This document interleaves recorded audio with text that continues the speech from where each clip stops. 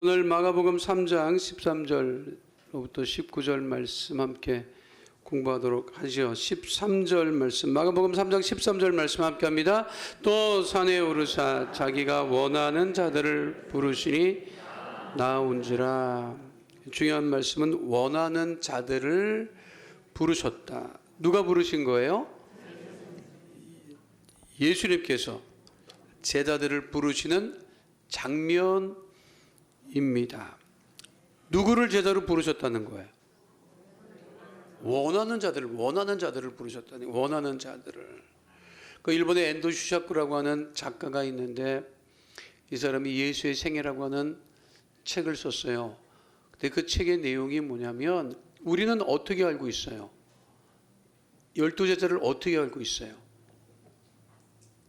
많은 사람 중에 찾은 사람을 12사람이라고 생각하잖아요. 근데 엔도 슈샤쿠라고 하는 이 작가는 어떻게 생각을 했느냐면 처음에 예수님을 따르던 무리가 많았다는 거예요. 그래서 우리도 보면 많은 무리가 예수님을 쫓아왔다고 하잖아요. 그렇죠? 성경 보면 우리 그 3장 오기 전까지 뭐 가버나움이나 어디 가든 뭐 사람들이 굉장히 많이 왔다고 했잖아요. 그런데 엔도 슈샤쿠라고 하는 이 작가는 작가의 상상력을 발휘해서 이게 성경을 가만 보니까 처음엔 많이 모였다가 이런저런 이유로 흩어지고 빠지고 딴 데 가고 그래서 남은 사람의 수가 12명이었을 것이라 하는 그 이야기를 하고 있어요. 여기 보면 산에 오르사 이렇게 돼요. 산에 오르사. 그러니까 예수님이 산에 오르면 우리는 어디 가야 돼? 예수님이 산에 가시면 어디를 가야 된다고? 산에 가야지. 바다로 가 있으면 안 돼요. 예수님 바다로 가면 어디로 가야 돼? 바다로 가야 되고. 산에 가면 산에 가고 바다 가면 바다를 가야 된다는 거예요. 그러니까 자 산에 오르시니까 그 산에까지 올라갔다는 게 사실 중요합니다. 그래서 원하는 자들을 부르셨다. 제가 늘 이제 사역하면서 생각하는 것 중에 하나가 뭐냐면 내가 오너라면 내가 사람을 채용할 수 있는 권한이 있는 사람이라고 하면 나를 쓸까 이런 생각을 굉장히 많이 합니다. 나를 쓸까? 내가 나를 잘 알잖아요. 나를 쓸까? 얘를? 이 상태 안 좋은 애를? 우리는 그냥 준비되지도 않았는데 막 뽑아달라고 그러고 뭐 그냥 뭐 안 돼도 어디 가면 들어가게만 해달라고 막 하잖아요. 사람 써본 분들이 있어요? 사람 써본 분이 있느냐고. 속 터진다고. 속 터집니다. 말귀를 못 알아들으면 그거 일 맡고 있으면 2개, 3개 만드는 사람이 있어요. 내가 늘 생각하는 게 말귀만 알아들어도 일은 반은 했다. 말귀를 못 알아들어. 속 터져요. 집에서 제일 말귀 못 알아듣는 인간은 남편이야. 아니 알아들을 생각을 아예 안 하는 것 같아. 어쨌든 늘 생각해요. 내가 나라면 나를 쓸까? 그 생각 많이 해요. 어떻게 생각해요? 여러분들은 여러분들 스스로 채용할 수 있을 것 같아? 어떻게 생각해요? 각자 그거는 스스로 알 수 있을 거 아니에요. 내가 늘 하나님 앞에 하나님 나를 부르시겠습니까? 또 이게 오늘 성경 본문대로 말씀드리면 예수님이라면 나를 쓸까? 나를 택하실까? 나를 부르실까? 그런 생각 많이 해요. 그래서 그거를 뭐라고 하느냐? 그걸 은혜라고 한다고. 상태가 안 좋은데 택하여 부르셨다. 진짜 은혜지. 그게 다른 게 은혜가 아니에요. 내가 자격 미달이야. 수준도 미달이야. 안 돼. 보면 잘하는 것도 없고 뭐 안 돼. 근데 하나님께서 택하여 쓰신다고 하면 그게 은혜라고 하는 것이죠. 이 중요한 게 있어요. 그러니까 제자의 기본적인 그 심성이 뭐냐면 원하는 자들을 부르셨다라고 했을 때 산에 가면 산에 가고 바다에 가면 바다 가고 있으면 쫓아나리나가 부르시면 어떻게 했다? 거기 뭐라고 되어 있어요? 원하는 자들을 부르시니 나와야 이게 또 일이 되지. 안 나와봐요. 됐다고. 됐다고 그러면 어떡하냐고. 알아서 하시라고. 나는 관심 없다고. 그 부르심을 받은 사람은 부르심에 반응해야 되고 순종해야 된다고 하는 것이에요. 순종하면 그 결과는 누가 책임져 주신다? 하나님이 책임져 주신다. 그러니까 순종하지 않으면 하나님께서 책임져 주실 수가 없어요. 순종을 해야지. 그러니까 산에 갔을 때, 예수님 산에 오르셨을 때 같이 갔고, 거기 가서 예수님께서 원하시는 사람을 불렀을 때 기꺼이 반응하고 나가는 것이 중요하다. 이것이 기본적인 제자의 모습인 것이지요. 자, 마가복음, 그러니까 부르신 목적. 그러면 제자를 부르신 목적이 마가복음 3장 14절로 15절까지 분명하게 언급되어 있어요. 왜 부르셨냐는 거죠. 제자들을 함께 합니다. 이에 12를 세우셨으니 이는 자기와 함께 있게 하시고 또 보내사 전도도 하며 귀신을 내쫓는 권능도 가지게 하려 하심이로라. 목사고시 때 이제 면접도 하고 설교도 이제 할 때 이 목사 후보생들이 제일 많이 선택하는 이 구절이 이 구절을 그렇게 갖고서 설교를 하더라고. 왜냐하면 이게 그냥 딱 떨어지기 때문에. 12를 세우셨다. 그런데 첫 번째는 12를 세우신, 제자를 세우신 첫 번째 목적은 뭐다? 거기 딴 데 보지 말고 성경을 보셔야지. 어디 보고 있어요 지금? 거기 뭐 이에 12를 세우셨으니 이는 자기와 함께 있게 하시고. 그러니까 예수님이 함께 계시기 위하여서, 예수님과 함께 계시기 위해서 12제자를 부르셨다는 거예요. 그러니까 항상 예수님과 함께 있어야 되는 것이 제자다. 언제나 예수님과 함께 있는 것이 제자다. 불렀는데 제자가 없어. 찾았는데 없어요. 그럼 제자로서의 그 기본적인 자세가 안 됐다고 하는 것이죠. 예수님 부르시면 언제든지 가까이 있어야 돼. 그러니까 예수님과 함께 생활하고 계십니까? 오늘 하루 동안 예수님과 함께 생활했어요? 진짜 아멘이에요? 다른 거랑 막 하고 있다가 그냥 지금 다른 곳이랑 하는 사람 얼마나 많아. 오늘 금요일 아니야? 불타는 금요일 아니야? 불타는 금요일 놀다가 그 대천도 그 성공의 사제가 있지요. 신부라고도 하는데 원래 이게 성공회는 조금 좀 다릅니다. 원래 성공회는 영국 국교회를 성공회라고 해요. 거룩한 공교회라고 부르는데 그 영국의 그 역사를 보면 그 헨리 8세라고 하는 아주 유명한 왕이 있어요. 근데 살던 부인하고 갈라서야 되는데 그때만 해도 갈라서려고 하면 로마 교황청에서 교황이 허락을 해야 돼. 근데 로마 교황청에서 그 헨리 8세의 본부인이 그 관계된 사람이야. 이게 막 좀 복잡한 그 백그라운드가 있거든요. 그래서 이제 교황이 노합니다. 안 돼. 이혼하면 안 돼. 근데 이혼하고 싶은데 이혼이 안 된다는 거야. 왜? 그 당시만 해도 영국 이 왕도 로마 교황의 컨트롤을 받고 있었어요. 근데 그것을 해야 되는데 못하니까 방법이 없나 생각하다가 에이 집어치우자. 우리는 로마 카톨릭 떠날 거야. 그래서 그냥 영국 국교회를 세우고 다시는 우리는 더 이상은 로마 황제의 이 간섭을 받지 않는다. 그러니까 로마 교황이 허락을 하든 안 하든 필요 없다. 난 할 거야. 우리가 이제 해버린다고. 그리고 이 성공회 거룩할 성자, 그래서 공교회라고 하는 그 성공회. 그래서 이제 우리 이건 이제 우리끼리 하는 소리인데 그 성공회는 결혼에 성공했다 이렇게 얘기를. 이혼하고 결혼을 성공했다. 그래서 성공했다. 이제 이런 얘기를 우리끼리 이제 얘기를 해요. 하는데 거기에 이제 그 성공회 그 교회도 있잖아요. 그렇죠. 이제 그 대천동 신부님은 그 아버지 때부터 이 성령의 충만함을 처음 했던 분입니다. 그래서 이 성령론에 대한 이 책도 지금까지도 읽고 있는 책인데요. 그분의 자서전에 그런 얘기가 나와요. 이분이 하나님의 성령의 인도하심을 받고 1965년에 우리나라 강원도 황지, 지금도 꼴짝이야. 지금도 꼴짝이야. 강원도 황지에 예수원을 설립합니다. 이게 1965년이에요. 1965년이면 이쪽은 태어나진 않았어.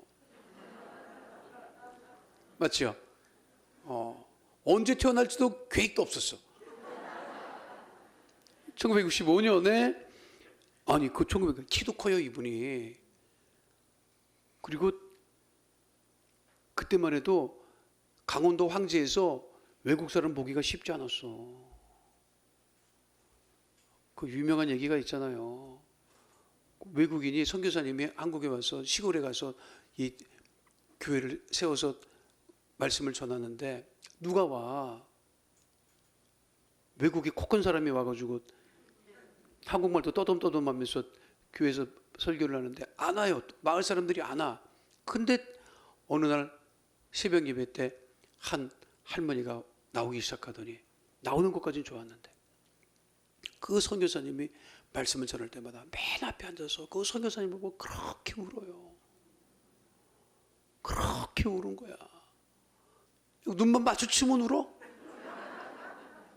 그래서 그 선교사님도 놀란 거지. 아니 어떻게 이렇게 눈물을 그렇게 흘릴 수가 있을까? 그래서 일주일인가 지난 다음에 물어봤어요. 왜 이렇게 울어요? 그랬더니 자기가 기르던 병아리가 한 마리 있었는데 선교사님 코만 보면 그 병아리가 생각이 나서 죽은 병아리가 생각이 나서 위로받으려고 온 거야. 그런 얘기도 있었어요. 자, 그런데 대천동 그 사제에 관한 이야기가 아니고 황지에 1965년에 성령의 인도하심을 받고 예수원을 세웠는데 서울의 일을 보고 강원도에서 내려가지고 황지에서 내려가지고 시외버스를 타고 거기서 내려가지고 막차를 타고 내려서 그 예수원까지 걸어가려면 한참을 걸어가야 되는데 동네 사람도 말렸대요. 험하다, 위험하다, 가지 마라. 자고 내일 아침 날 밝으면 들어가라. 그 정도로 깊은 곳이 예수원이었는데 그래도 이 대천덕 이 사제가 아니라고 가도 된다고 그 밤에 혼자 길을 가는 거예요. 위험하다고 가지 말라고 그렇게 동네 사람들이 말리면 걱정하지 말라고 나는 예수와 함께 가기 때문에 걱정 없다고. 늘 예수와 함께 간다고 가는 거예요. 그러니까 이 동네 사람들이 어떻게 생각을 했냐면 길 좀 가면 중간에 예수를 만나서 가는 걸 이렇게 생각을 했다는 거예요. 예수가 누군지 모르니까. 그래서 그 대천동 신부님의 그 성공의 그 사제의 별명이 그 당시 그 별명이 뭐였느냐면 예수와 함께 다니는 사람이었어요. 소문이 그렇게 났어. 이거 저기 저 코쟁이 있잖아. 그 예수와 함께 다닌다는 사람 말이야. 이렇게 동네 사람이 얘기를 했다는 거예요. 아니 그 정도 믿음은 가져야지. 안 그래요? 예수와 함께는 다니는 사람. 그래서 우리 신앙기도 이 천국 가시기 전에 이분이 산골짜기에서 온 편지라고 해서 단행본으로 나오고 그랬잖아요. 그 예수원은 가면 기도하는데 뭘 결정을 할 때 그분들은 결정할 때 공동체 생활하는 사람들이 다 기도를 하고요. 똑같이 응답받을 때까지 기도를 안 끝내. 그 똑같이 다 응답을 받아야 그것이 결정이야. 그런데 결정이 된대. 그게 하나님 은혜죠. 우리도 한번 해볼까? 장로님, 우리 장로회장님, 우리도 한번 뭘 결정할 때 똑같이 다. 그러니까 예수와 함께 있는 것, 예수님과 함께 있는 것이 첫 번째 부르심의 목적이었다. 두 번째 보내사 무엇도 하며 전도하시기 위해서 부르신 게 전도하시기 위해서. 제자는 전도하기 위해서 부른 거예요. 그러면 제자라고 말하려면 어떻게 해야 돼? 전도해야지. 그렇죠. 내가 예수님의 제자입니다. 라고 하는데 전도하지 않는다. 그거는 제자의 자격이 없는 거예요. 내가 이거 자꾸만 이거 제자 훈련 말씀드려서 뭐하지만, 제자 훈련을 받았으면 제자 훈련 받는 목적이 뭐예요? 나가서 전도하고 여러분 복음 전하기 위해서 제자 훈련을 받는 거야. 맞지요? 근데 아직도 교육받고 있어. 아직도 훈련 받는다고. 이 훈련 언제 끝나느냐고. 1단계 끝나면 2단계 내놔라, 3단계 내놔라, 고급반 내놔라, 뭐 안 나가. 전도 안 하는 거지. 목사님 요즘 시대에 무슨 전도가 쉬운 줄 알아? 그런 얘기 하지 마세요. IMF 시절에도 잘 되는 데는 잘 되더라고. 돈 버는 데는 그때도 돈 벌어요? 다 망한 거 아니야? 그건 뭐냐? 나는 어떤 분들은 뭐 교회가 뭐 코로나 지내고 와서 뭐 힘들다. 그건 말이 안 되는 소리예요. 그 말이 안 되는 소리라고. 갖다 붙일 데가 없어서 거기 갖다 붙입니까? 그거는 말이 안 되는 소리야. 다 어렵다고. 아니 되는 데는 왜 되느냐고. 경기가 아무리 안 좋아도요, 되는 집은 돼. 그 되는 집은 왜 돼? 그런 소리 하는 거 아니에요. 여기 전도가 힘들어요. 힘들지. 쉬운 건 안 시켜. 하나님이 여러분 쉬운 건 안 시키더라고. 하나님의 특징은 뭐냐? 내가 싫은 것만 골라시켜. 그게 하나님이에요. 근데 그 과정을 통해서 우리를 정금같이 만드시는 거예요. 쉬운 일이면 누가 뭐 전도해야 된다고 딴 데 관심 있으면 안 돼요. 제가 선교지 가가지고 교회가 힘들고 어려우니까 그때도 한류 바람이 좀 불었는데, 그래갖고 이 코리안 페스티벌이라고 하는 거를 그 교민회에서 하더라고요. 그러면 그 하와이에 그 카피올라니 공원이가 거기 공원 좋은 데가 있어요. 거기에 하루를 빌려가지고 그 코리안 페스티벌을 하면 그 로컬 사람들이 와가지고 한국 음식도 사 먹고 막 그래요. 근데 그 전에 그러면 그 상인들이 많이 나가는데 교회들이 또 많이 나가요.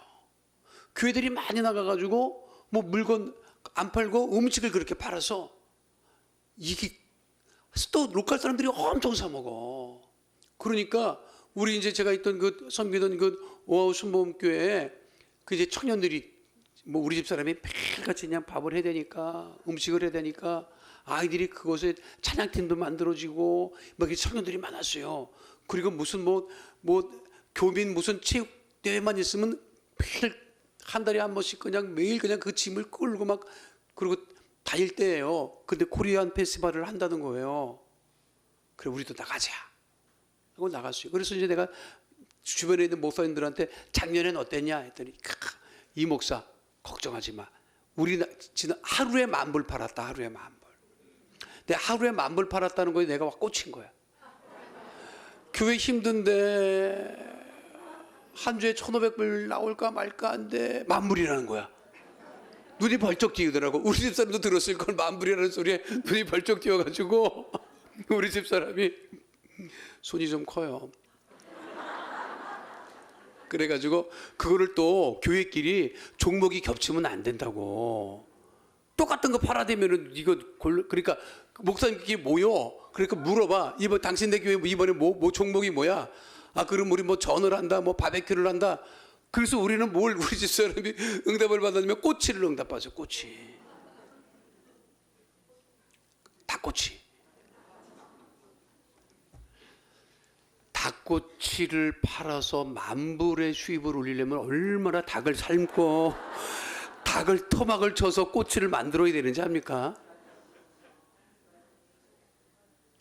생닭을 사서 냉동된 거를 사서 녹여야 되더라고. 녹이는 게 그게 확 녹이면 망가져요. 그러니까 따뜻한 물을 틀어가지고 해동을 시켜야 돼.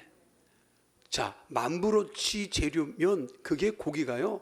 말도 못해. 엄청 많다고. 그거를 사가지고 해동시키고 미지근 물에 해동을 시키고 토막을 치고 꽂아야 되고. 그때 단기 선교팀이 하와이로 아이들이 청년들이 왔는데 걔네들 일주일 내내 새벽 예배 끝나자마자 친교실에 모여서 닭 삶고 토막 내고 꽂고, 나중에는 선교팀에 왔던 아이가 목사님 선교 온 게 아니라 닭공장에 취직 온 것 같다고. 얘 이게 선교야? 무슨 소리 하는 거야? 너 잘 왔다 그래가지고 닭 사서 날르고.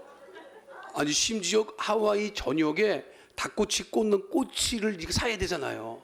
섬을 뱅글뱅글 돌아갔고 그거를 다 이 닭꼬치 이 꼬지를 사느라고, 아침에는 닭집 열면 그거랑 우리 집사님이랑 닭 사다 날라, 저녁에는 온갖 가게를 스토어를 돌아다니면서 이거를 해가지고 일주일 그걸 준비를 했습니다. 우리 성도들 트레이에 그걸 또 보관을 해야 되잖아요. 금요일날 그거를 탁 만들어가지고 트레이에, 그 트레이 그러니까 뭐야, 그걸 우리로 지금 뭐라 그래? 쟁반, 뭐라 그래 그 우리로? 미국으로 트레이라고 하는데 그걸 이제 이게 재료를 이제 담고서 이제 그걸 들고 은박지 같은 거를 이제 들고 날라는데 그걸 보관을 해야 되잖아요. 그럼 우리 성도들 스토어에 거기 그 사업하는데 냉동실에 탁 이거 해놓고 이제 날만 새면 만불이야. 날만 새면 만불인데 그것 때문에 일주일을 새벽 예배 끝나고 저녁까지 그 고생을 하고, 그래도 만불이 벌린다고 하니까 교회에 힘든데 얼마나 좋으냐. 이게 3개월치잖아요 거기. 그러니까 얼마나 좋으냐고 했는데 하와이가 비가 안 와요. 하와이 특징은 비가 안 와. 비가 날리지 안 와. 그날 토요일이었는데 아침부터 비가 오더라고요. 아침부터 비가 오는 거예요.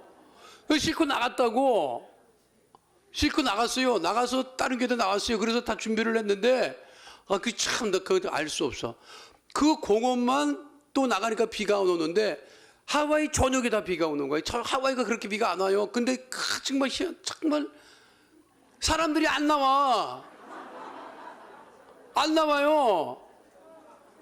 세상에 어떡하냐고. 만불어치 참 정말 그때부터 점심 때 해 나오면 사람 나오겠지 하는데 하와이 사람들은요 게을러 가지고 한 번 안 나오겠다 마음 먹으면 끝나는 안 나오더라고. 점심 때 되고 성도들은 내 옆에서 내 사모 옆에서 기웃기웃대고 야, 안 팔린다 이거지. 그러면 이제 어떡하냐 이거야. 다 먹어 치울 수도 없고 그거. 아이고 참.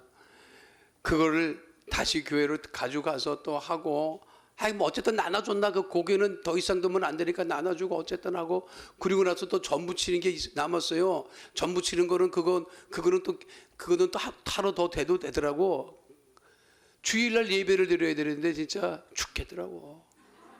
성도들 얼굴을 볼 수가 없는 거예요.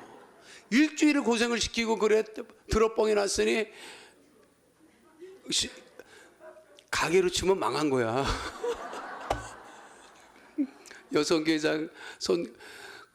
여성계장님하고 그 권사회장님은 말도 못하고 뻔히 아느니까 어바웃이 나오잖아. 이 대충 이거 이게 망했구나.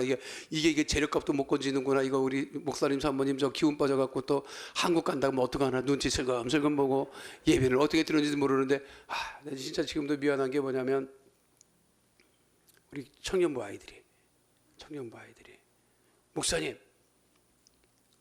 전이라도 그거 구워서 팔아야지. 그래가지고 그거를 아이들이 시키지도 않았는데 그거를 들고 샘스 클럽 앞에 사람들이 출입을 많이 하거든요. 이렇게 가스가 비슷한 데야. 그 앞에 아이들이 가서 그거라도 어디서 재료값이라도 구한다고.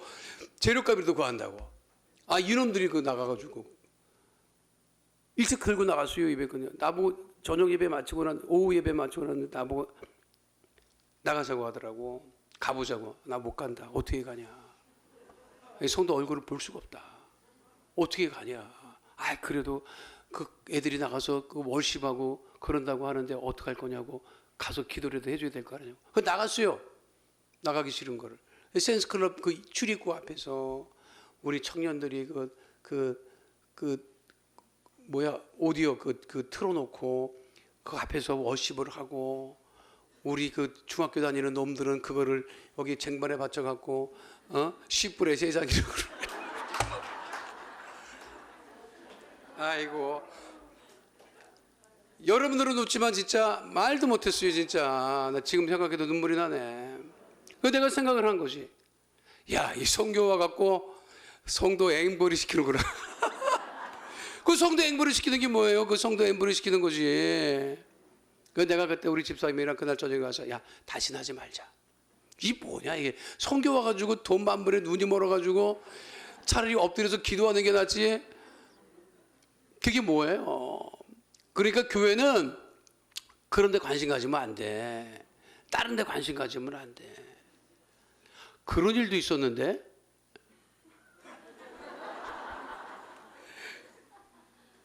여성교회인가 어디서 호박죽을 팔면 돈 된다 그래갖고 호박죽을 팔면 돈 된다 그래갖고 또 우리 호박죽을 또 엄청 썼어요.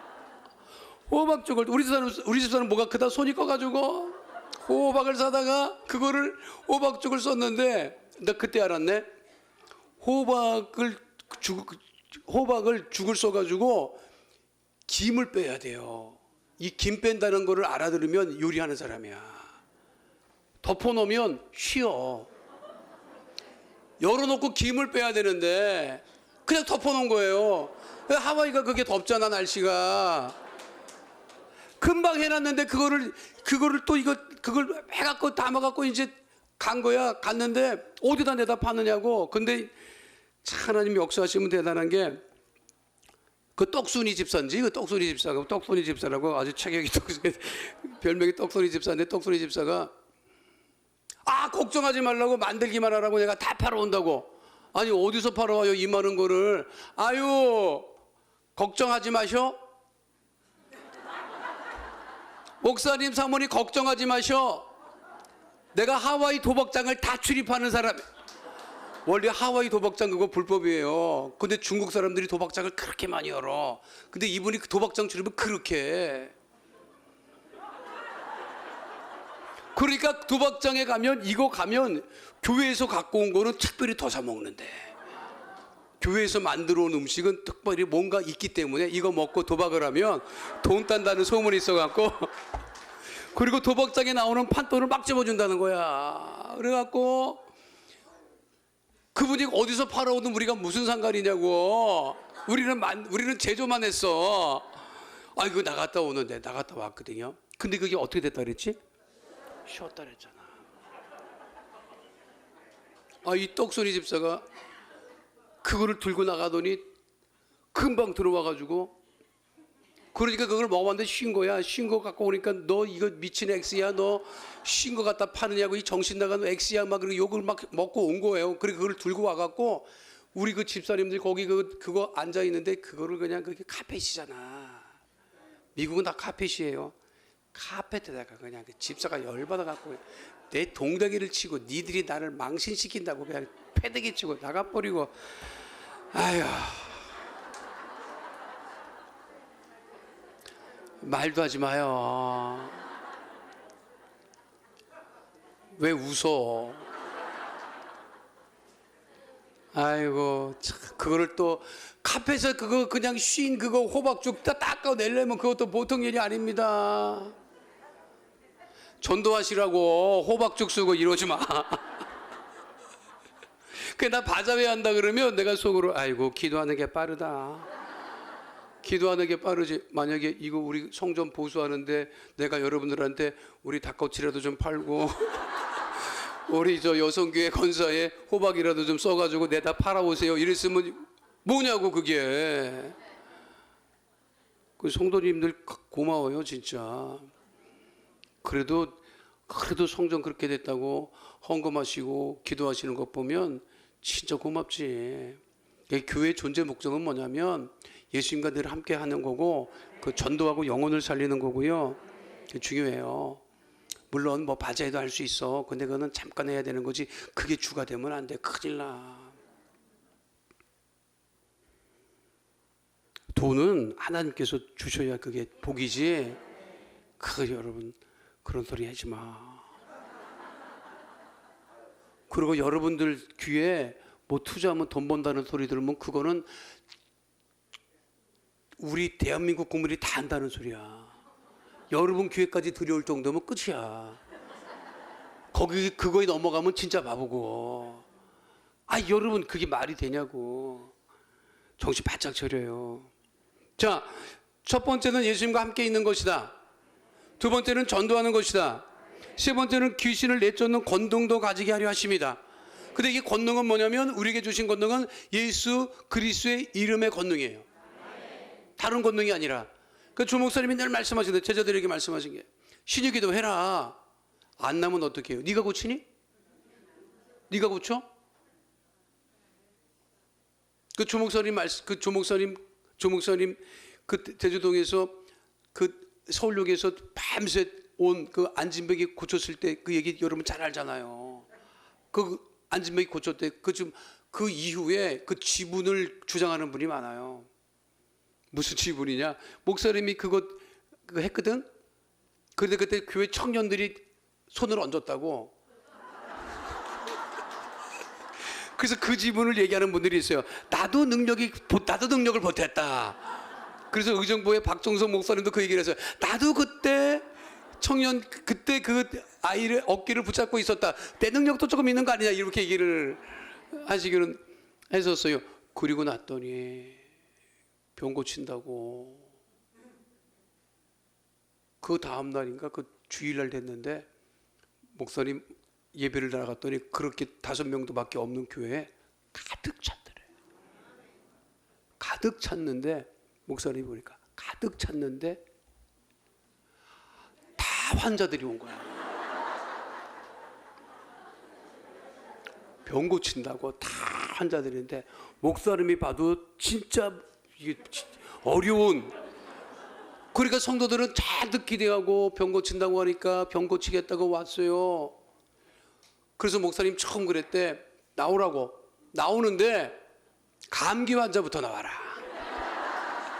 왜? 감기 환자는 어떻게 기도해줘도 이거는 뭐 그렇잖아요. 언제 낫는지 모르니까 감기 환자 부르고 몸살 환자 부르고 그러고서 진짜 아픈 사람들을 위해서 기도를 해줘야 되는데 목사님 진짜 여기 안 들리는 사람 데리고 왔다고. 그 목사님이 어디서 데려왔냐 그랬더니 목사님 병 고친다고 올 생각도 없는 데를 진짜 병 고치는지 보자고 데리고 온 거야. 목사님이 그랬대. 아주 때려주고 싶었다 그냥. 꽉 주워받고 거기서 그런데 둘이 왔대요. 둘이 왔는데 안 들려. 날 때부터 안 들려. 그거 앞에다 놓고 시간을 끌다 마지막까지 더 끌 수 없어서 이제 귀에다 이제 손가락에다 넣고 이제 기도를 하시고 손가락을 빼야 되는데 못 빼겠더래.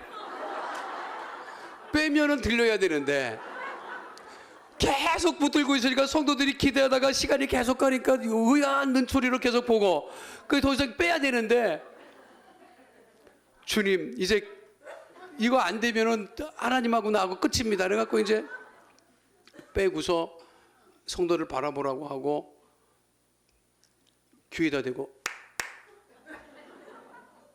쳐다보더래잖아. 그리고 왼쪽을 쳐다보고 귀에다 대고 엄마. 그러니까 엄마. 할렐루야.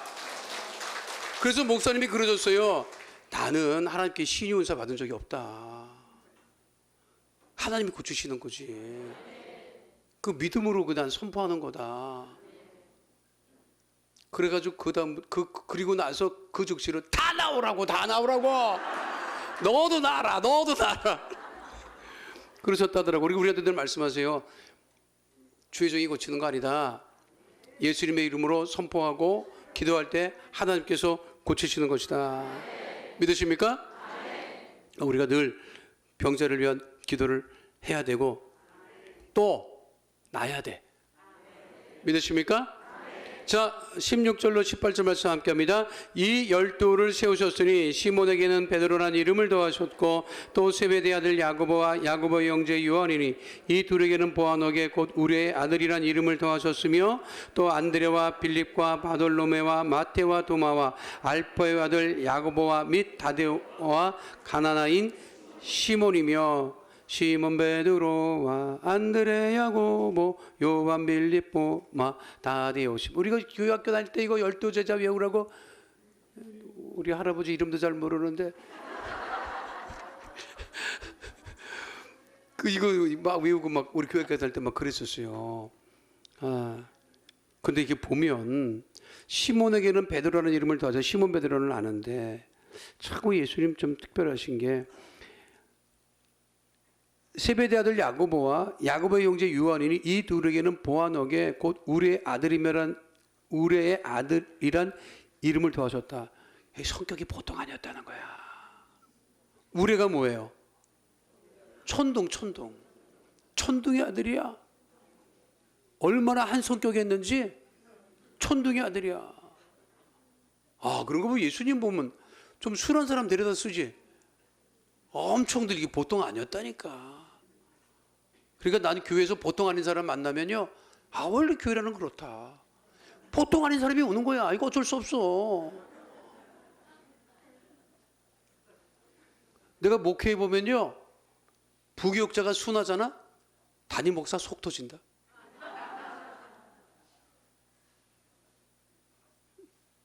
우리끼리 하는 소리에 담임 목사들끼리 하는 소리가 있어요.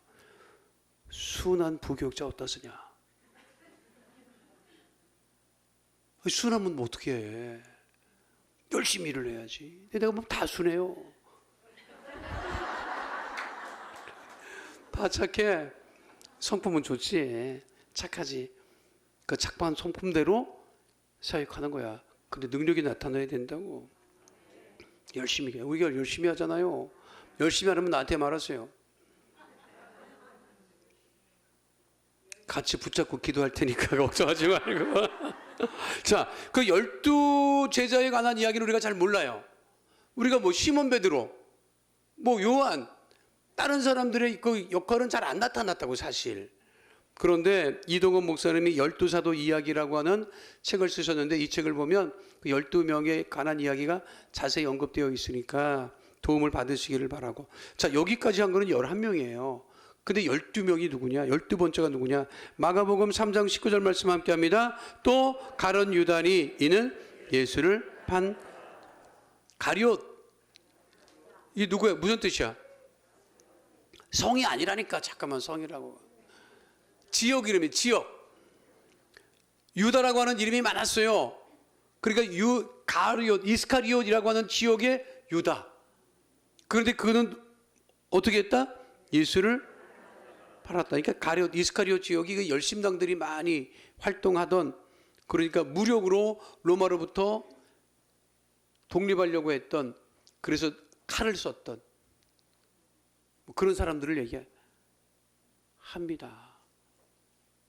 그 혁명을 일으키는 사람들은 이제 그 유혈혁명, 칼이나 총으로 하려고 하는 그 혁명가들이 있고요. 뭐 하여간에 그렇게 구분을 하는데, 체 게바라 같은 사람은, 쿠바의 그런 사람은 무력으로 혁명을 일으켜서 해방을 하려고 했던 사람인데, 이 열심당원들이 그랬어요. 그 당시에 열심당원들이 그렇게 무력으로. 그래서 가룟 유다가 왜 예수를 팔았느냐? 예수님은 뭐 병자도 고치고 막 그냥 메시아처럼 막 하고 그 능력으로 로마 제국을 다 물리치면 최고인데, 아니 처음에는 막 사람도 고치고 죽은 사람도 일으키고 막 역사가 나타나갖고, 야 이제 곧 있으면 로마 이것들 다 나가고 우리가 다 하겠다 했는데, 갑자기 그냥 막 그렇게 막 고치고 막 그러더니 그냥 사랑하라고 그러고, 그냥 한쪽 밥 맞으면 이쪽 밥 내라고 그러고 막 그냥. 아니 가룟 유다가 듣게 그냥 복장 지르는 얘기만 하니까, 이게 틀렸다, 안 되겠다, 이게 그래가지고 가룟 유다가 예수를 팔았다, 뭐 이렇게 해석하는 사람도 있고, 돈의 욕심이 있었다라고 하는데, 원래 돈꾀를 맡고 있었기 때문에 유다가, 그거는 어쨌든 뭐 그런 해석이 여러 가지 있는데, 서구 사람들은요, 서구 사람들이 제일 싫어하는 게 뭔지 알아요? 서구 사람들이 배신자를 제일 싫어해요. 스파이를 제일 싫어한다고. 그래서 단테의 신곡에도 보면 그 지옥 밑바닥에서 그 사탄, 대마왕 사탄에게 그 이빨에 씹히고 있는 세 사람이 있습니다. 가룟유다, 시저, 카이사라, 로마의 카이사라를 배신한 브루투스, 그리고 카시우스, 롱기누스. 이 세 사람이 공통점이 뭐냐면 배신자야. 그래서 그냥 그렇게 단테의 신곡은 그렇게 얘기를 하고, 그래서 서구 사람들이요 이 배신을 굉장히 싫어합니다. 그래서 부부지간의 불륜을 그렇게 못 마땅해요. 미국 사람들은 불륜을 딱 확인되잖아, 바로 안 살아. 우리나라 사람들은 야 참어라.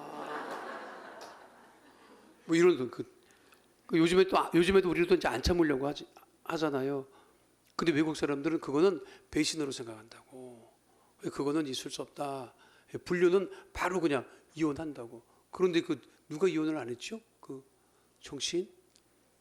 그 대통령하고 부인이 힐러리하고 그때 그거는 공개적으로 이혼했어야 되는데 안 했잖아. 안 했어요. 모든 사람이 다 알았는데 바람핀 거를. 근데 안 했다고. 그래서 그 평가가 뭐 여러 가지 있지만, 그러나 이 배신하고 하는 거를 서구 사람들이 굉장히 원치 않는다. 자, 결론입니다. 제자의 특징 중에 하나가 뭐냐면 그렇게 예수님과 함께하고, 그리고 또 전도하고 귀신을 내어쫓는 능력도 가지고 있지만, 그러나 배신도 해. 그러니까 제자가 되기보다는 우리 오순절은 사도가 돼야 돼. 그러니까 사도행전에 넘어 12 제자가 사도행전에 보면 다 사도라고 부르잖아요. 똑같은 사람이에요.